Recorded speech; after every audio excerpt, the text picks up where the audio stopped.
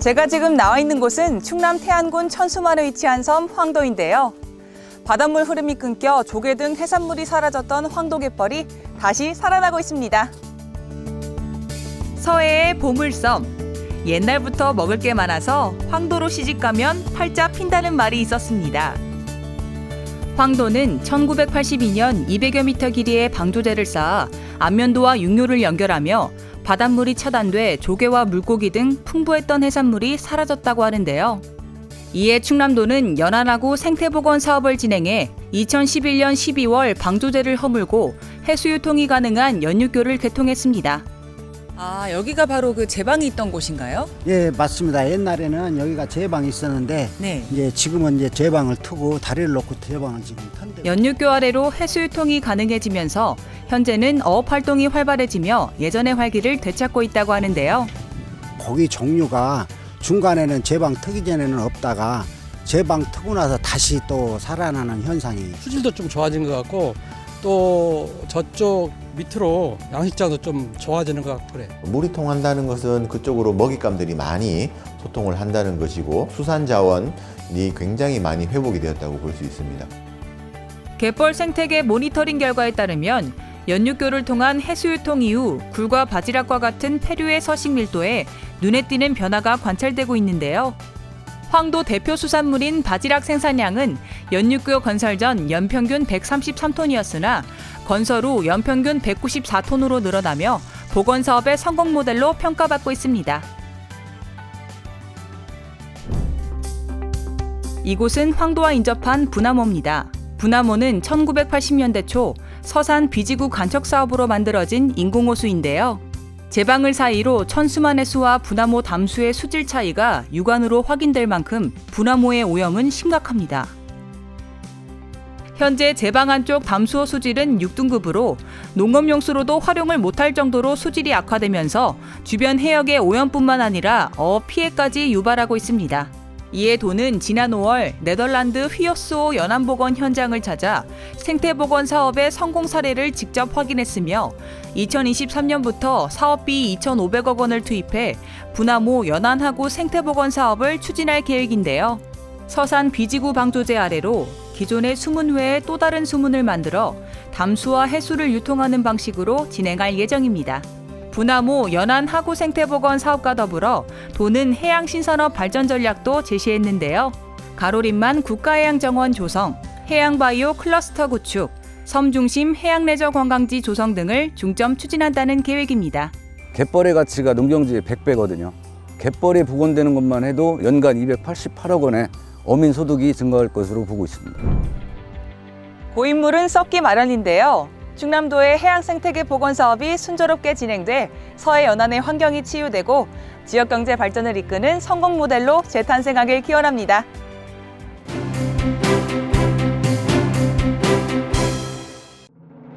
지난 1일 양승조 충남도지사가 논산시를 방문했습니다.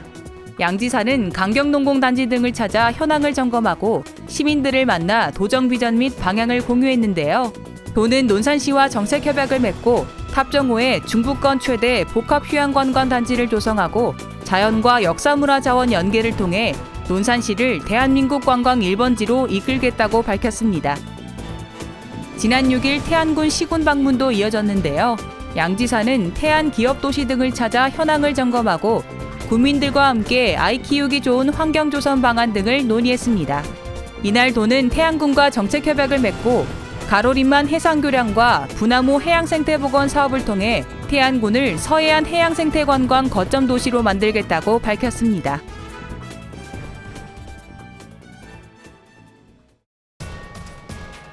지난 5일 충남도 의회는 제316회 정례회를 개최했습니다.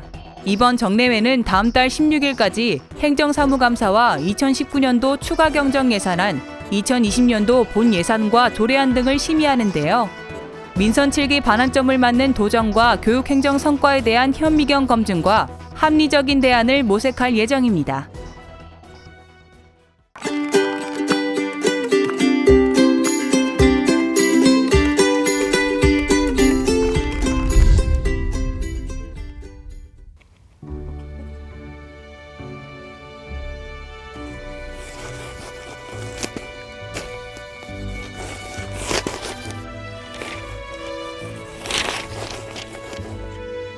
아니야. 이건 예술이 아니야. 나는 평생에 벼루 10개를 미창냈고 붓 1,000자루를 몽당붓으로 만들었다. 이게 무슨 소리지? 누구세요? 나는 추사 김정이다. 그 유명한 추사 김정희 선생님? 시, 서, 화, 전각 모두 능했던 조선 최고의 명필 추사 김정희 선생을 만나봅니다. 오늘 제가 나와 있는 이곳은 충남 예산에 자리한 추사고택인데요. 추사 선생님을 자세히 알아보기 위해 기념관부터 들어가 봤습니다. 추사기념관은 추사 김정희 선생님의 탄생과 출세가도, 학문기와 유배기, 그리고 추사체를 완성하기까지의 학문과 예술적 경지에 대해 자세히 전시되어 있는데요. 추사 선생은 영조의 사위였던 월성이 김한신의 증손으로 조선 후기 실학자이자 대표적인 서예가였습니다. 손수비. 안녕하세요. 안녕하세요. 여기 구경하러 오셨나봐요. 네. 그러면 여기서 어떤 것들을 중점적으로 보면 좋을까요? 가장 대표적인 작품 중에 하나인데요. 여기 오른쪽에 보시면 계산무진이라는 작품입니다. 그 안동김문 중에 이제 계산 김수근이라는 사람이 있어요. 네. 그분에게 추사 김정희 선생님이 써주신 작품 중에 하나로 공간과 그리고 이런 글자의 조형미를 느낄 수 있는 대표적인 작품 중에 하나입니다. 추사 선생은 당쟁에 휩쓸려 10여 년간 유배 생활을 했는데요. 기나긴 유배 생활 속에서 완성된 추사체는 우리나라 서예사의 완결점이며 자유롭고 파격적인 조형미를 추구한 서체로 평가받고 있습니다. 선생의 글씨는 국내뿐 아니라 청나라의 문필가에게도 칭송을 받았는데요. 마침 기념관 2층에는 추사고택 종가유물 특별기획전이 열리고 있었습니다. 추사고택이 건립된 이후로 250년 만에 추사 김정희 선생 묘역 옆에서 열리는 추사고택 종가유물 특별기획전이기 때문에 아주 큰 의의를 가지고 있고요. 이 전시회는 고택에서 발견된 추사 가문의 희귀유물 20여 점을 선보이고 있었는데요. 추사고택의 변천사와 김정희 가문의 삶을 엿볼 수 있었습니다.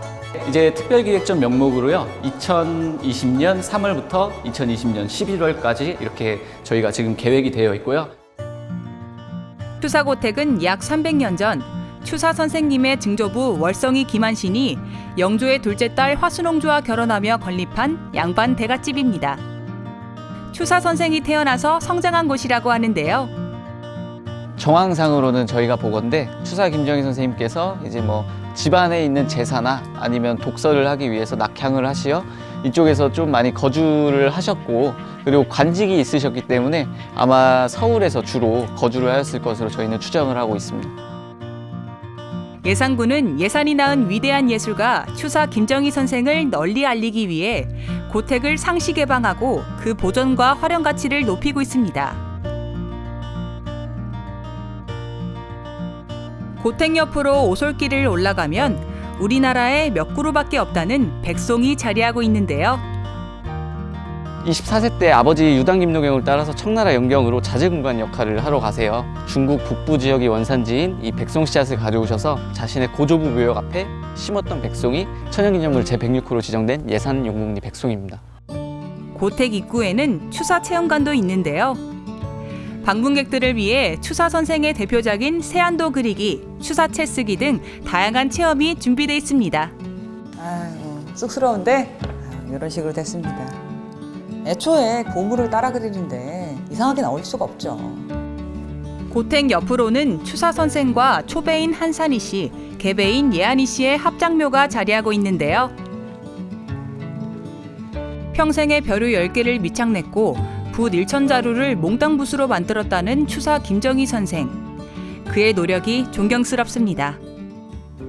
고즈넉한 추사고택을 돌아보니까 가을 정취를 흠뻑 느껴볼 수 있었는데요. 여러분도 올가을이 가기 전 추사고택에 오셔서 조선시대 대예술가 예술원도 느껴보시길 바랍니다. 지금까지 대한민국의 중심, 여기는 충청남도입니다.